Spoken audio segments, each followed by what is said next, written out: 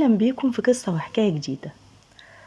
صاحبة القصة النهاردة اسمها شيرين، ست عمرها 26 سنة، متجوزة تقريبا من 3 سنين، وجوزها اسمه عادل، شاب عمره 28 سنة. شيرين وعادل عايشين مع بعض في حياة هادية جدا ومستقرة، وأهل عادل عايشين في قرية صغيرة من محافظات، والمحافظة دي بعيدة قوي عن العاصمة اللي ساكن فيها عادل وشيرين، وده طبعا بحكم شغل عادل. المهم شيرين وعادل زي ما قلت لكم كده كانوا عايشين مع بعض حياة هادية جدا وما فيهاش أي مشاكل، لحد ما أهل عادل قرروا إن مصطفى يسافر ويروح يعيش معاهم في نفس البيت.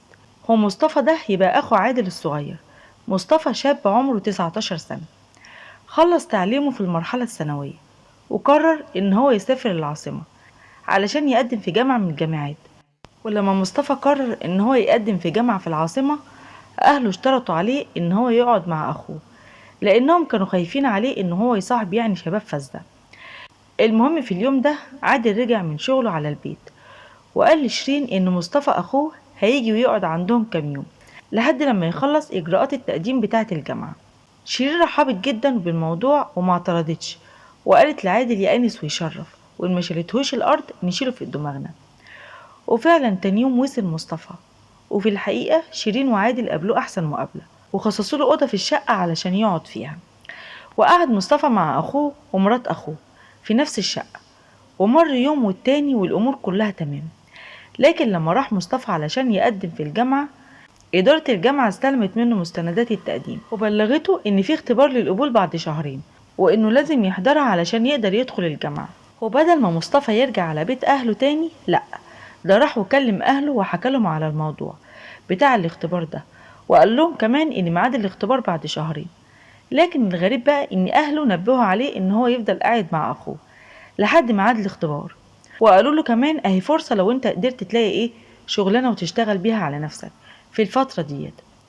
وفعلا مصطفى فضل قاعد في بيت أخوه، ومع الوقت بدأت شيرين تحس بالملل والزهق، خصوصا إن عادل بقى يرجع من شغله ويتغدى هو ومراته وأخوه، وبعدها يفضل قاعد طول الليل مع أخوه، وآخر الليل يدخل غرفة نومه وينام.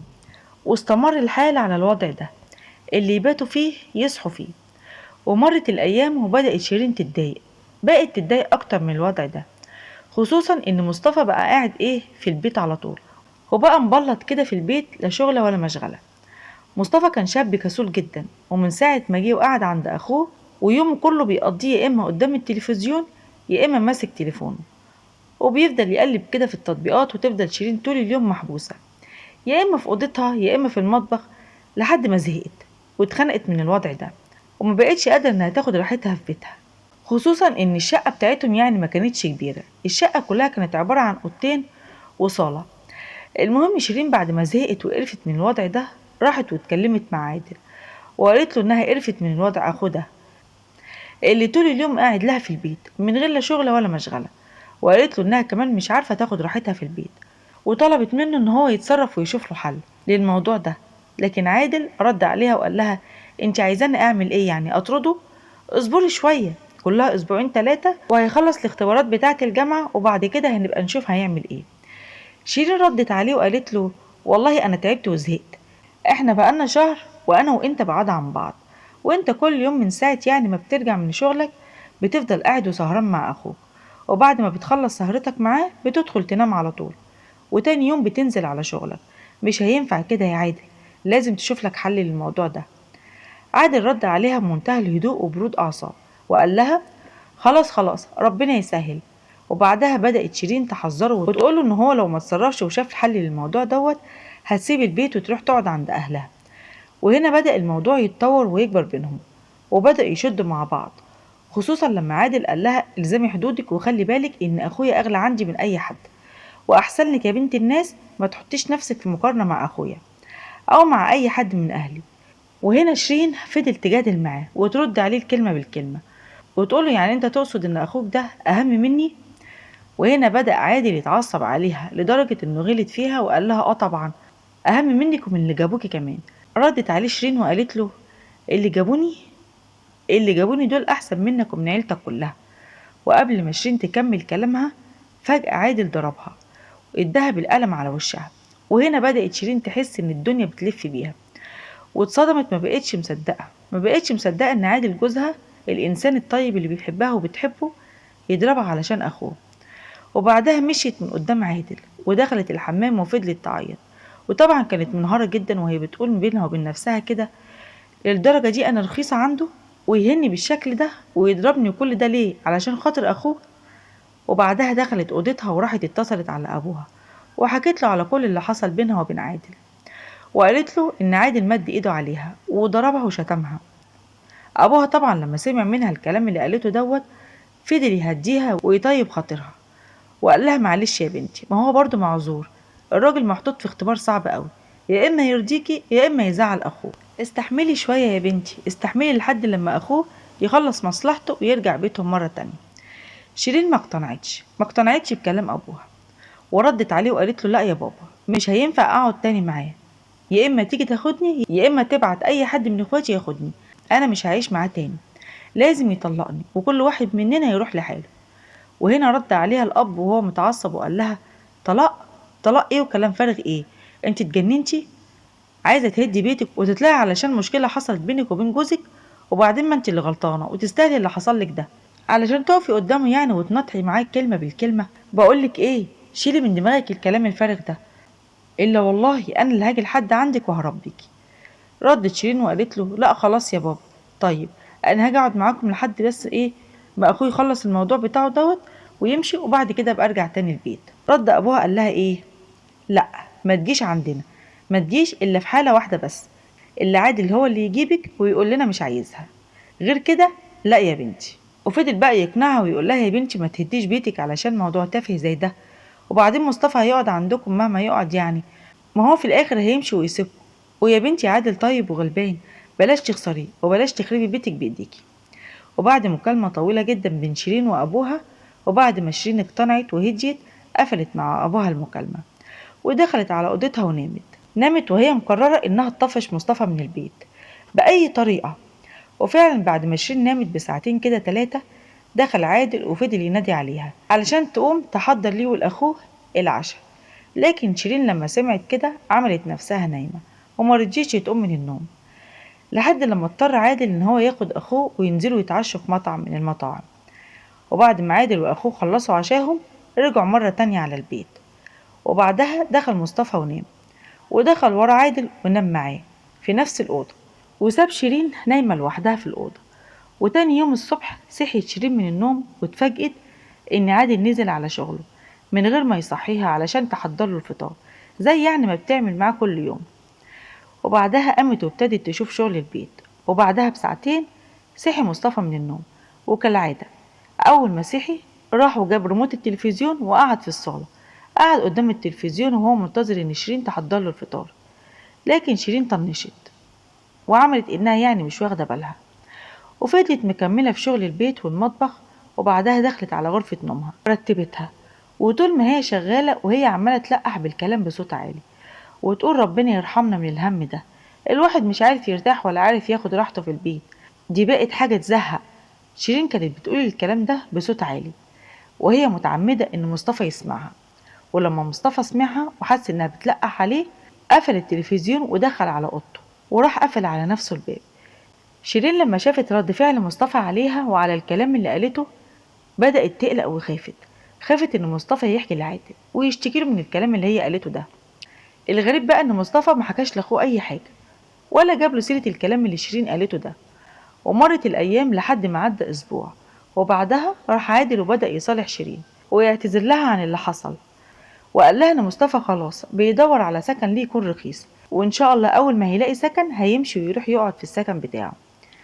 شيرين لما سمعت الموضوع ده فرحت وقبلت اعتذار عادل، وبقت تقول بينها وبين نفسها: ياه، اخيرا الحمد لله ربنا يخلصنا منه على خير. ومرت الأيام لحد ما عدى أسبوع والتاني ومفيش أي حاجة حصلت، ولسه مصطفى قاعد وبرضه مبلط. وبعدها راحت شيرين سألت عادل وقالت له: هو مصطفى لسه ملقاش سكن؟ رد عادل وقال لها: لسه والله يا شيرين، اهو عمال بيدور وعمال بيسأل، وكل الشقق اللي لقاها كان إيجارها عالي جدا، ولما فكر ان هو يسكن مع مجموعة من الشباب اكتشف ان معظمهم بيدخنوا، وانتي عارفة ان هو بيتعب من دخان السجاير، علشان كده رفض ان هو يسكن معاهم واهو ادي عمال بيدور على مجموعة تانية كده يسكن معاها. شيرين لما سمعت الكلام ده اتضايقت، لكن من غير ما تحسس عادل بأي حاجة. وبعدها طلبت من عادل إنها زهقانة، وطلبت منه إنها تطلع تقعد مع جارتها شوية. وفعلا عادل وافق، وطلعت شيرين وقعدت مع جارتها. والجارة ديت كانت شيرين بتحبها جدا، وكانت بترتاح لها في الكلام، وبتعتبرها زي أختها الكبيرة. المهم شيرين لما طلعت وقعدت مع جارتها، بدأت الجارة تحس إنها زعلانة من حاجة، وإنها متضايقة أو في حاجة مزعلاها. ولما جارتها لاحظت إنها زعلانة سألتها وقالت لها: مالك يا شيرين؟ إيه اللي مضايقك كده ومزعلك؟ شيرين بدأت تحكي لها، وبدأت تشتكي لها من أخو جوزها اللي من ساعة ما جه وقعد عندهم وهو مش عايز يمشي. وحكت لها عن المشكلة اللي حصلت بينها وبين عادل بسببه.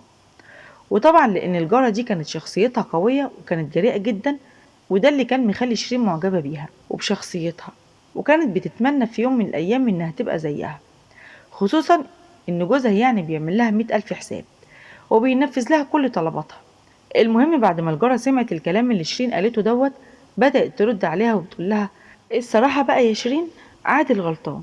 ازاي يسيبك كل يوم انت واخوه لوحدكم في البيت، وينزل هو على شغله؟ هو ايه يا بنتي، هو ما بيغيرش عليكي ولا ايه؟ ردت شيرين وقالت لها: هي دي عاداتهم وتقاليدهم، لازم الاخ عندهم يكرم اخوه ويستضيفه عنده كده في البيت. ردت جارتها وقالت لها: ماشي، ما قلناش حاجة، يكرمه ويضيفه يوم يومين، لكن يفضل اخوه طول الفترة دي كلها قاعد وهو ينزل كل يوم على شغله؟ لا طبعا. وبعدين يا شيرين الوضع ده ما يصحش، الوضع ده حرام، لان دي تعتبر خلوة. ما ينفعش انت وهو تقعدوا مع بعض ويتقفل عليكم باب واحد ويبقى تالتكم الشيطان. لحد ما عرفتها ان الوضع ده غلط وحرام، وحذرتها وقالت لها انها عليها ذنب كبير جدا، لانها راضية وموافقة بالوضع ده مع شخص يعني مش من محارمها ويحللوا الجواز منها. وهنا بدأت شيرين تتحمس لكلام جارتها، خصوصا وان الكلام يعني بيعبر عن رغبتها وان انتظارها لليوم اللي مصطفى هيمشي فيه بفارغ الصبر. وبعدها رجعت شيرين وسألت جارتها وقالت لها: طب انت شايفة ايه، وايه الحل للمشكلة ديت؟ وهنا بدأت جارتها تقترح عليها فكرة غريبة قوي، وبدأت تتكلم معاها وقالت لها: بصي، هو مفيش غير حل واحد بس، انا هقولك على خطة ما تخرش المية علشان تخلصي بيها من الضيف التقيل ده، ومن غير ما تعملي مشاكل مع جوزك وتريحي بقى دماغك منه خالص. ردت شيرين وقالت لها: دليني على الحل ده ربنا يبارك لك. قالت لها: انا هتصل باختي وهخليها تيجي تزورني بكره، وبعد ما تيجي هننزل انا واختي وجوزي عندكم، وهنشتكي لعادل من اخوه، وهنقول له ان اخوه بيعاكس اختي وهي طالعه على السلم العماره، وهنقول له كمان انه مش هينفع يبقى موجود وسطنا في العماره مادام بيعاكس الستات والبنات. شيرين لما سمعت الفكره ديت من جارتها اقتنعت بيها جدا، خصوصا لما حست ان الموضوع هيبقى بعيد عنها تماما ومش هيبقى ليها اي علاقه بيه. لكن بعد ما شيرين ما فكرت في الموضوع، رجعت وقالت لجارتها: انا مش عارفه ليه مش مرتاحه للفكره دي، وحاسه بالذنب اننا هنتهمه بحاجه ما عملهاش. وهنا الجاره قطعتها وقالت لها: ذنب؟ ذنب ايه يا ماما اللي انت حاسه بيه؟ الذنب الحقيقي اللي لازم تحسي بيه هو الوضع الغريب اللي انت عايشه فيه ده، وانت قاعده بين 4 حيطان، انت واخو جوزك لوحدكم ومقفول عليكم باب واحد. فوقي، فوقي يا شيرين، الوضع ده حرام وما يرضيش ربنا. وبعدين هو احنا يعني هنموته؟ دي مجرد حيلة صغيرة بنتحايل بيها على الوضع الغلط ده. وبعد ما جارتها خلصت كلامها، فضلت شيرين قاعدة وهي سرحانة، وهي مش مقتنعة بكلام جارتها خالص، لكن بدأت تقول بينها وبين نفسها: طيب وليه لأ، هي صحيح فكرة شيطانية، لكن مادام هتخلصني من الهم اللي أنا عايشة فيه دوت، يبقى ايه المانع؟ وبعدها بدأت تتفق مع جارتها على كل حاجة. وفعلا تاني يوم بعد ما جه عادل من الشغل واتغدى، وبعد ما دخلت شيرين علشان تغسل المواعين، فجأة رن جرس الباب. راح عادل وفتح الباب، واتفاجئ لما لقى جاره اللي ساكن فوق وهو واقف ومعاه مراته واختها. عادل رحب بيهم، وبعدها مباشرة بدأ جاره يتكلم معاه ويشتكي له من أخوه إن هو بيعاكس أخت مراته وهي طالعة على السلم. كل ده وشيرين واقفة في المطبخ وسامعة الكلام اللي بيتقال، ومستغربة إن جارتها بالذكاء ده وقدرت تنفذ الخطة اللي اتفقوا عليها بمنتهى البراعة، لدرجة إن عادل بقى واقف وهو مكسوف وهو مش عارف يرد عليهم ويقول لهم إيه، لحد ما في النهاية اعتذر لهم. وبعد ما الناس مشيوا، عادل قفل الباب وكان متضايق جدا ومتعصب، وبدأ يتخانق مع أخوه مصطفى ويزعق له، لدرجة إن حصل بينهم مشادة كبيرة جدا. كل ده وشيرين واقفة وبتتفرج عليهم. وكانت النهاية إن عادل قال لمصطفى يلا لم هدومك وهات كل حاجتك وتعالى ورايا. وفعلا راح مصطفى ولم هدومه ولم كل حاجته، وقبل ما ينزل ورا عادل شيرين لمحته وهو بيلتفت عليها وعيونه مليانة دموع، وبقت حاسة إن دموعه نازلة عليها زي النار، ونظراته ليها كانت زي السهام اللي بتطعن في قلبها. وبعدها خرج مصطفى من البيت وهو عمال بيعيط، وكانت نفسه مكسورة وهو عمال بيقول حسبي الله ونعم الوكيل في كل اللي ظلمني واتهمني بحاجة أنا ما عملتهاش. ولما عادل خده ورجعه على بيت أهله في القرية، وراح وحكى لأبوه على كل اللي حصل، وقال له البيه المحترم اللي انتم بعتوه علشان يكمل دراسته وعلشان يرفع راسكم بعد ما استضفته عندي في بيتي طول الفترة اللي فاتت دي كلها، خلى سمعتي زي الزفت واستجراني وطلع بيعاكس البنات والستات اللي في العمارة. الواد دوت ما ينفعش يقعد عندي تاني، ولا ينفع يا ابويا تسيبه عايش لوحده. وللأسف لأن أبو عادل كان راجل عصبي جدا ما بيتفهمش، فتخيلوا حضراتكم بقى كان ردة فعله ايه. تخيلوا ان منع مصطفى من انه يكمل دراسته، واجبره كمان ان هو يكتفي بالشهادة الثانوية اللي هو خدها ديت، وغصب عليه ان هو يفضل قاعد في القرية ويشتغل مع عمال الزراعة اللي في القرية. المهم مصطفى اضطر ان هو يسمع كلام ابوه ويفضل قاعد في القرية وميكملش دراسته، وراح واشتغل مع مجموعة كده من العمال في الزراعة في مزرعة من المزارع القريبة منهم. مصطفى يا جماعة كان حلم حياته يكمل، كان عايز يكمل تعليمه في الجامعة وكان بيتمنى يطلع مدرس، لكن للأسف كل ده انتهى وكل أحلامه اتبخرت. وكل ده ليه؟ معرفش بصراحة، مش قادرة أتخيل إن لسه في ناس بتفكر بالشكل ده أو بالعقل ده. المهم بعد ما مشي مصطفى من بيت أخوه ورجع مرة تانية على بلدهم، شيرين بقت فرحانة ومبسوطة إنها خلاص أخيرا خلصت من الكابوس اللي كانت عايشة فيه ده. وبسرعة راحت اتصلت بجارتها وفضلت تشكر فيها إنها يعني ساعدتها لحد ما اتخلصت من البلوى السودا دي. المهم مرت الأيام والشهور ورجعت شيرين مرة تانية تعيش حياتها وهي فرحانة ومبسوطة، لحد ما بدأت تحصل معاها حاجة غريبة جدا. شيرين بقت كل ليلة بتصحى على كابوس، وكل يوم مصطفى يزورها في أحلامها وهو على نفس الصورة اللي كان عليها قبل ما ينزل، لدرجة إن الصورة دي ما بقتش تفارق خيالها، وبقت شيرين بتشوفه كل يوم في منامها، مرة وهو بيطعنها بسكينة، وكتير قوي كانت بتشوفه وهو بيرميها من أماكن عالية، مرة من فوق عمارة عالية ومرة من فوق جبل عالي، ومرة جالها في المنام وهو بيحاول يحرقها. ومع الوقت شيرين بقت نفسيتها تعبانة جدا لدرجة إنها بقت خايفة تنام، وبقت خايفة حتى إنها تغمض عينيها. شيرين بتقول إنها ما كانتش عايزة حاجة غير إنها بس تبقى عايشة في بيتها على راحتها، وبتقول كمان إنها ما كانتش تقصد إنها تضره بالشكل ده. فكرت كتير إنها تعترف لعادل بكل اللي حصل، بس خافت لحسن يحصل مشكلة كبيرة بينها وبين جوزها وفي النهاية يتخرب بيتها. وفكرت كتير إنها توسط حد من قرايبها ويروح ويحكي لمصطفى على اللي حصل ويطلب منه إن هو يسامحها، لكن برضه خافت خافت من ردة فعله ومن اللي ممكن يحصل. وسؤالي هنا بقى لحضراتكم، انتم شايفين ايه؟ هل من البداية كده موقف الزوج كان صح لما سمح ان اخوه يقعد عنده ويسيب زوجته معاه في نفس الشقة لوحدهم؟ وهل تصرف شيرين كان صح لما حبت تتخلص من الوضع ده واتهمت مصطفى باللي مش فيه؟ انا عارفة ان ممكن حد من حضراتكم يشوف ان القصة دي عادية ومش مستاهلة، لكن من وجهة نظري البسيطة انا شايفة ان القصة دي مهمة جدا، خصوصا وانها بتناقش قضايا كتير جدا. وهنا كانت نهاية القصة، ولو عجبتكم قصتنا النهاردة ما تنسوش تدعمونا بلايك واشتراك في القناة.